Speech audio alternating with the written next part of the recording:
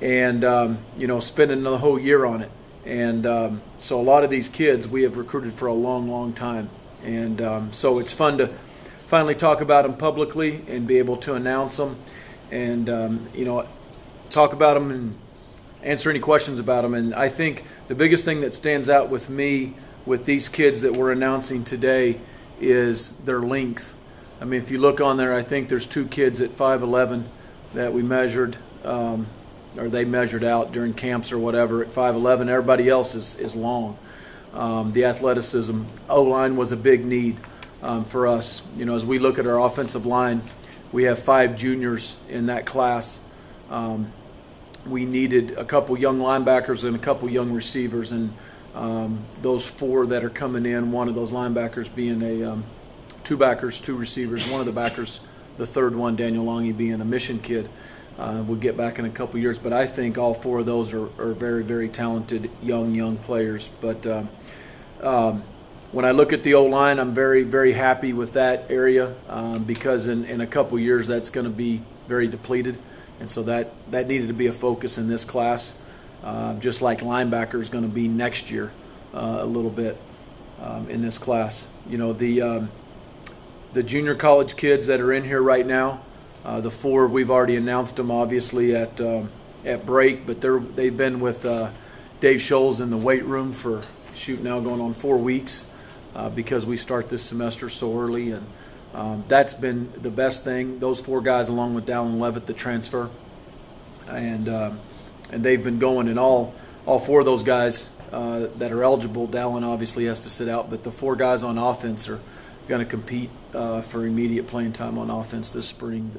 Devontae Mays at running back, Chris Copier at tight end, and then Brooksby and Jude, the 2 O-linemen. So, and I know we've talked about those guys, but that's as we develop this program, the junior college kids are always going to be a part of this, of the foundation of this program, in my opinion, because they're always going to be able to fill needs from a depth standpoint that maybe through mission kids and some things you may be waiting a year or 2 or another semester on some kids because of the mission program. So the way the junior college kids fit into our equation will always be an important one. We won't base our classes off junior college kids, but they'll all, I think, play key roles in filling these needs.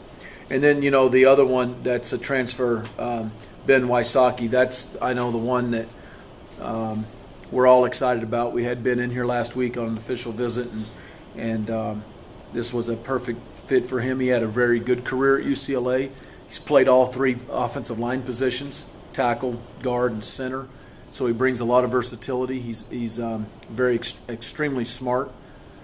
He's graduating there in March, and will be, our offensive line guys, they got to know him real good over the weekend, this past weekend, and it was perfect. And so that guy will walk in just because of his versatility and be able to compete pretty quickly in a number of spots. And so it'll be allow us some flexibility with our returners to put those guys in a good spot. So, I see O-line, and I see the 2 linebackers and the receivers because of needs. Quickly as being key parts of this recruiting class. And, I'm never going to be the guy to sit here and tell you on signing day, because everybody else on Twitter is saying it, that you got everybody you wanted, because that's never the case. And if that's the case at Utah State, I'm not sure we're going after the right kids. But we got some. We flipped some, just like we did last year, which is always fun, the last 48 hours. And some kids chose to go play at other places. And so it's part of the process. It happens everywhere, but I'm always the guy that, you're always concerned more now today about the ones that are on that sheet of paper that we're going to talk about. And but it's good. So I'll go ahead and open it up. I was going to talk about, you don't want me to talk about you want me to talk about every one of them? No, let you guys start firing away some questions, and let's visit about these guys individually for a while. The one position I know you really wanted was safety going in. Where are you at then with that position? Not really announcing a safety. We've got a kid that's it's a combo kid that hopefully we're talking about later this afternoon and tonight. We've got a couple of old school fax machine problems going on right now as we speak, so we'll have another kid by the end of the day today. And then we actually have one that we're going to hold, and we're going to keep looking for another spot back in there in the secondary. So it's kind of where we're at right now. So only one spot you're holding for? I'm not going to get into these specific numbers because you guys all like doing the math, but there's parts of this class that, you know, is out there because of our abnormal recruiting. We've got kids that are counting in this class that Doug's not going to release, that 10 of them played football at Utah State this year and helped us win 10 games. So they have to count because of our abnormal recruiting. We got it already going on next year. So if you want to say that we've got 9 kids committed already in next year's class, it's technically a true statement. Y'all like that, don't you?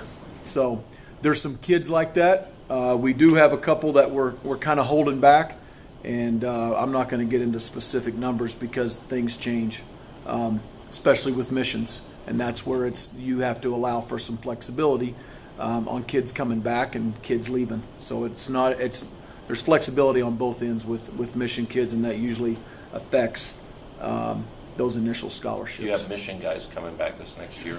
How many? Do you have any idea? We do. We got 4 coming back. Actually 5. Whether they start first thing in August or they start in January will kind of depend again on their return date. Most of them will start come January. And those are kids that we signed our first year, 2 years ago. Yep. With Wade Meekum, I know he didn't start playing until his sophomore year of high school. So what do you see out of his raw talent, and how will he fit? That kid can run. That's the first thing that got our attention, is we had him in camp last summer, and that was one of those camp stories where a kid is, you know, he measured out at 6'5", 6'6", that may be a shade generous, but 6'5" plus, and he was 250, a little bit on the light side, and he ran a 5 flat, or maybe it was 4.98 or 5 flat, and there's 3 coaches at that line, and you gotta, come here, go run it again, and 3 more watches on him, and he ran it again, and it's like, that's not good enough, go do it again. And that's the first thing that gets your attention, is his athletic ability. He's able to run. He's got a frame that will gain weight. He's had a tremendous wrestling career. He's right in the middle of it, I guess, too, finishing that thing up. And you know, my experience, especially from being from Oklahoma and how big you know, wrestling is down in Oklahoma, I mean, I've never missed on a wrestler. So I'm not saying every wrestler can play football. I'm just saying all the good football players that are also good wrestlers, they're good. We don't miss on them, and I'm a big believer in a dual sport guy, and he's one of them. And Coach Weber, you know, finished up recruiting him, and you know, liked a lot of the leverage things that he can do from that standpoint, watching that sport. And he was at one of his matches, and you know, that kid's going to go on a mission, and it's going to be a big kid. It's going to be a big human one day. What position do you envision Wade playing? Guard, tackle? He's a tackle right now, but it's one of those 2 spots. It's a little hard to say. Once he comes back from his mission, he goes to a country that can't eat very much. You know, he may be starting out at left tackle, and you know, he goes down to Oklahoma or Memphis or somewhere like that. You never know. So. What about obviously Chad Artist? Chad Artist, kid. Yeah. Very, very fast, and he's got some length too. You know, Chad Artist, first of all, I mean, you know, that he goes back to what we say that we want to do. We start in the Valley first, and then we want to recruit in state. And, you know, obviously we signed, I think, 6 kids again from Utah this year. And we got one from Cache Valley, and that's the first one we've signed to a national letter of intent that was a non-mission kid, I think ever. So you, Grizz, can let me know if that's a true statement or not. I'm going to go ahead and say that. I should have already done my homework, but pretty sure it's pretty close. That's what they tell me over there on the other side of Main Street. Is that true? Chris Cooley, I don't know what. I don't know. I said a long time. Yeah. Okay. That's been a while. All right. Okay. It's been a long time. Chad Artist is a kid with real speed. Right now, today, he's a one-cut vertical guy. He can stick his toe in the ground and get vertical. He's got really good hands. He's gaining weight right now. I mean, you guys saw what he ran in the 60 a week ago. That kid has got a chance to be one of the top 40, 60-meter guys in America. And he's a football player, oh, by the way. He's got real juice. And, we offered him early, and he had a lot of attention and committed very early. And I'm going to say this about him, because he's about like another half a dozen, 10 kids on here. They told a lot of people no down the stretch. And there's something to be said for that, because we also lost a couple that told us yes and no, and I trust that kid. And there's some others, and if you ask me about them, I'll tell you, if they're those kids too. But that kid stuck with us a long time and told people no to begin with, and told them no as the year went on. And Chad Art's going to have a very good career at Utah State. So coming in at the right time. You're a young receiver coming in at Utah State. It's the right time to come in. Gerald Bright, the kid from Pensacola, high school option quarterback, played a little receiver. He's got really good hands, a lot of juice. The guy can run in space. Really good football down there at Scambia High School. Traditionally is a very, very good school. And he's a track guy. He's a guy that's in the mold of JoJo.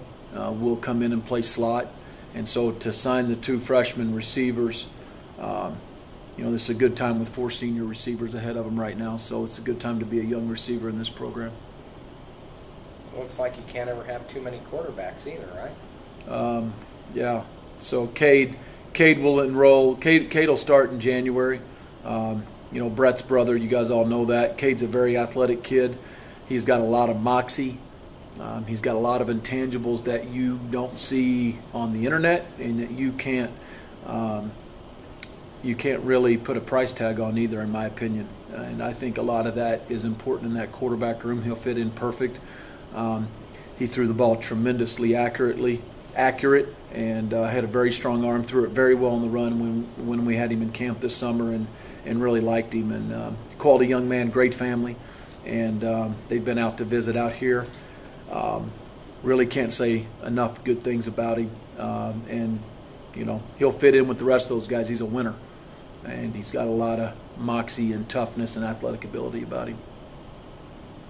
You see Haney as being a guy who could come in and do what, like, I don't know. this last year? Yeah, I don't know. It's a very fair question, because although that's a very lofty expectation, I wouldn't put that on the kid, but I am not going to be the guy that's going to put the frame around him and limit him either.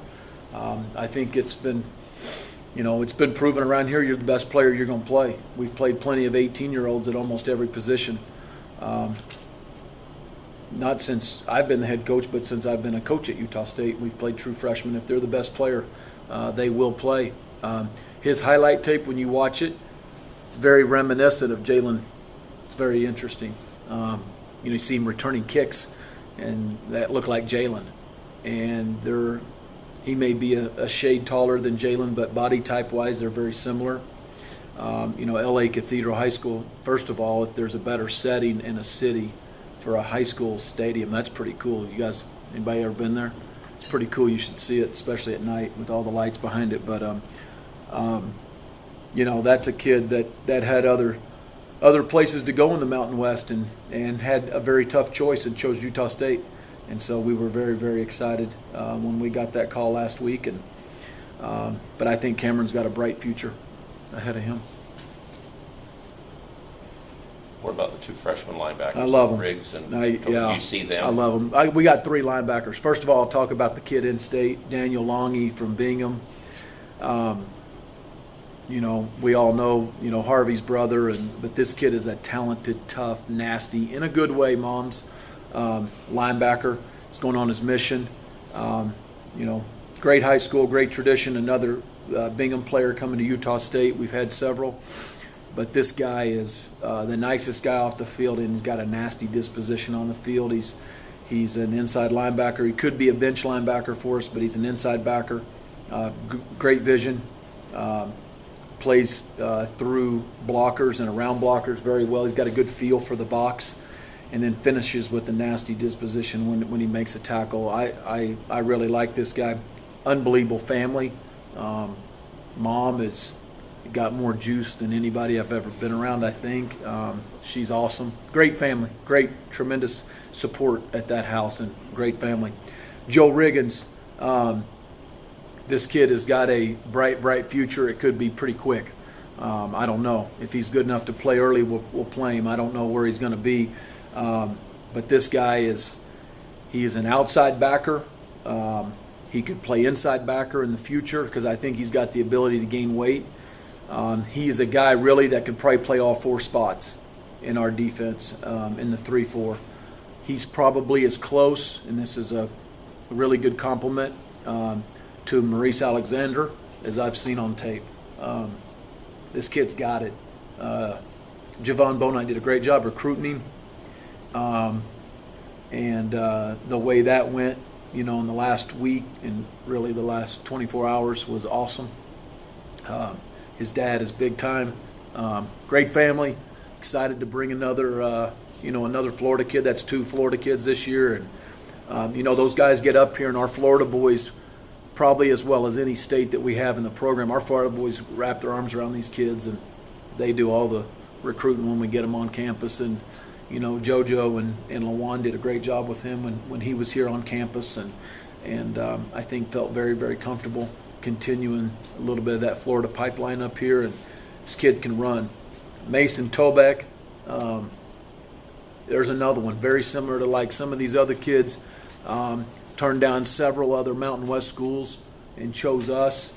Came in the summer, came on an unofficial during the season, committed in the season, and then told several people no after he said yes to the Aggies. This kid, I really like him because he's a man of his word. First class, great mom, great dad. Obviously really good genes with his dad, and his career, great career, and not only in college but in the pros, Pro Bowler. Tremendous support, and this kid is he's a bench linebacker, could be an inside backer. One day he may be a D end, I don't know. He keeps getting bigger and bigger. When I was sitting in his home last week on the home visit, I swear he's gotten bigger since the Air Force game when he was out here. He continues to grow. Obviously, his dad was an old lineman in the NFL, so this kid is tough, blue collar, runs the ball hard, plays with a chip on his shoulder. He's kind of like the Vigil brothers in Fackrell in that regard. He's a very, very smart player. These guys, it's a good time to be a linebacker at Utah State right now, to be a young backer in this program. So all 3 of those backers I'm happy with. Talk about how you decide which position you end up putting somebody like a Dalton Baker and a Tobeck and a Riggins. They could play multiple positions. Well, you start them out, first of all, with I'm always a believer of kind of maybe where they want to start with, where they feel comfortable. Dalton Baker will be a tight end. That's already been decided, and there's no question about that. But Mason and Joe, Coach Clune will watch them run around, especially the first day or so, and be able to try to plug them into a spot. And our backers, first of all, they have to know all 4 spots. When they're young kids, we do try to hone them in on one spot so they can play sooner, and try to help that learning curve a little bit for those guys. And so we'll see. Number one, it'll be a combination of where they want to start, where they see themselves, and then really as we look at our depth coming out of spring, where are our guys? Because a lot of our veterans, because of their knowledge and their versatility, they can play multiple spots. Torrey Green can play inside, outside, and rover. Nick can play all 4. LT's a Mac or a rover. Huerta right now is just a boundary. He could play the field. He's not gone inside yet. So we have some guys that can do both outsides, both insides, some that can do all 3 or 4. And so these young kids will try to hone in on where, from a depth chart standpoint, they could compete with reps. Because you got to worry about the reps early on. Because you got to have reps to compete, to be on the field as a true freshman, at least to be able to get an eval on them pretty quick. So be a combination of that, and Coach Clune will have a big say in that. Well, Chance is your biggest guy in the class, but he's also your only defensive lineman so far. Mm-hmm. You expect any more that may trickle through, or is that just Could. not really where the need was? It wasn't really where the need was. It will be, that'll be another big area next year for us. Will be a bigger area, I should say. And obviously he's going on a mission, so he won't be here for 2 years. You mentioned it. Is it the way social media is these days that we hear a lot more about it? Because it constantly, people are always telling, oh, they read that this guy decommitted and he moved. And we heard a lot more of that this year, all over. Is it more happening, or is it just that we hear more about it because of social media? Is there more decommitting? Is there more decommitting going on? I think so. I do. And I think social media is the cause of it. I do. Because I think you've got some kids out there, and I'm not going to say many, but you have some kids that just, man, they just love reading their name. And so I'm going to decommit, and I'm going to retweet every fan or every media person that writes my name, and I'm going to retweet it, and that's my name hitting one more time. And that's, I don't know, that's appealing to some. And while that bothers me because of, the I, some of that's society and some of that's caused, and I think that social media encourages that and causes that. But I'm not faulting social media, because I use retweets and tweets to brand and market our program. And, whether it's Bobby Wagner and Robert Turbin and tweeting stuff they did, or our graduation rates, or how well our players are playing, or Zach Vigil and our young men that get selected for all-star games, and promoting the program. So I do the same thing for our program. It's no different. I'm going to use it as a tool because it's a powerful tool. But I do think that that's probably been the cause of some of it, because it seemed like there's been more decommits this year than in others. But you know what? It's a big decision for these kids. Probably besides who they marry, probably the second biggest decision of their life. And so some kids handle it different, and some kids are getting different guidance at home. And so, you move on. If they choose to go somewhere else, you move on, and if they choose your place, if they're the right kid and the right fit, then you're excited about it. Did you have more decommits this year than other years? Of people who said you're coming and then they didn't? To Utah State? Or Well, we haven't had very many in the last few years that have decommitted, so maybe that's true, because we had a few this year. So, you know what? I'm gonna say it. I'll say it today. I'm a broken record. I say it in front of recruits. I say it to parents. And, a lot of kids are jacked up. But, guys, we've won 30 games in 3 years, and we've won 3 straight bowl games. And there's not one kid on that piece of paper, and there's not one kid that decommitted that had anything to do with those 3 rings and those 30 wins. That's those kids on the first floor right now, and they're in that locker room. And that's the ones that are the most important.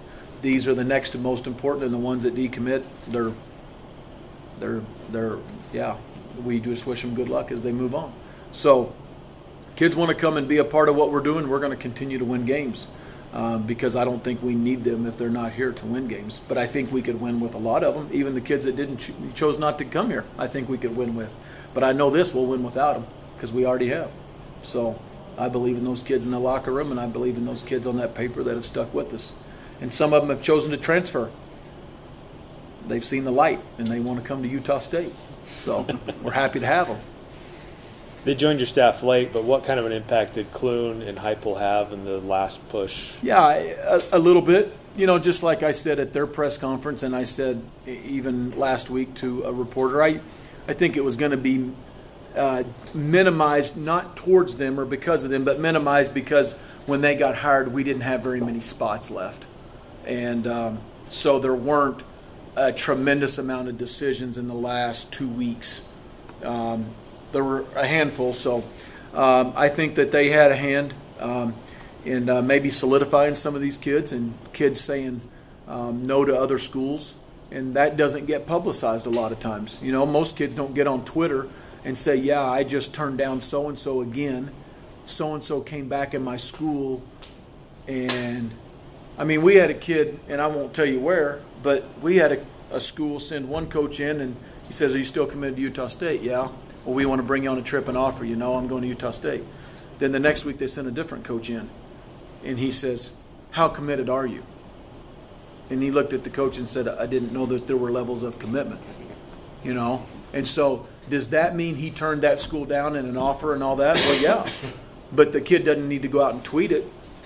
So did Josh Heupel and Kevin Clune and a lot of the rest of the guys on our staff have an impact on that? Yeah, I would like to say they would.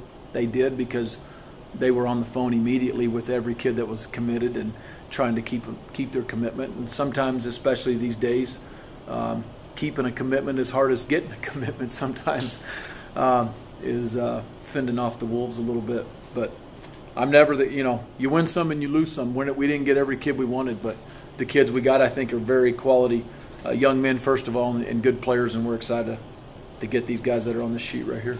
You didn't talk about the lineman from Hawaii. Yeah. I know he was one that Yeah, you were Amu. excited about. Amu is, man, he is big. He's raw. He's athletic. We had seen him in the spring from his junior tape, and then saw him live in all poly camp this summer. And Webb really liked him, and of course, Coach Malloy has been recruiting him the whole time. And very athletic kid, had other opportunities and chose here. And I think kind of fell in love with Utah State and the culture here and our players. And we're excited about Amu. Is there a guy on the list that maybe has a chip on their shoulder, or somebody that you look at from today till fall camp that can really improve? I really think that we have a lot of those guys that have a chip on their shoulder, and we hear that in recruiting, and you like those guys. I think we got guys in our locker room that got chips on their shoulder. I think we got some coaches in this building that feel that they got stuff to prove, and that's it. As a head coach, that's what you want. I want coaches that got something to prove and that are motivated to learn and seek the best way to do something. And I want players that either feel like they're overlooked or that this is the place that celebrates their blue-collar mentality, the football junkie, the smartness, the versatility that other schools maybe aren't valuing as high. And that's the kid that we want that fits in this program. And so I think there's a lot of kids on there, and I wouldn't single them out, but I think there's a lot of kids that feel that way because I've heard them talk that way. Going back to Cade Smith for just a second, initially, just how receptive was he to the thought of gray shirting, especially when maybe he had some other schools recruiting him, saying, hey, you can come in right now? Yeah, that'd probably be a better question for him. I mean, he was pretty interested early. He flew out here twice on his own and came to see us, and we offered him the opportunity, and he thought it through and prayed it through and had great family support and chose us. So, he was very receptive.